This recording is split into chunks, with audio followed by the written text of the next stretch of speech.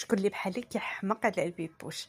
اليوم غادي نعطيكم الوصفه ديال البيبوش، ديال الاقامه ديال البيبوش.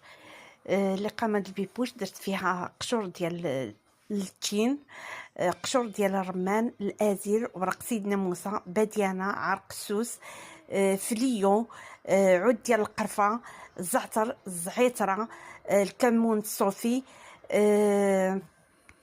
حبه حلاوه، ورقات ديال النعناع، المسكه الحره ومزيوده.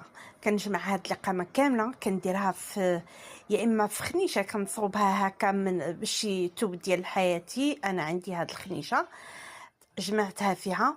البيبوش تنكون غاسلها، تنغسلها مزيان ونعاود وندير لها الملحه باش كتطلق داك اللعاب ديالها، ونغسلها بليزيور فوا.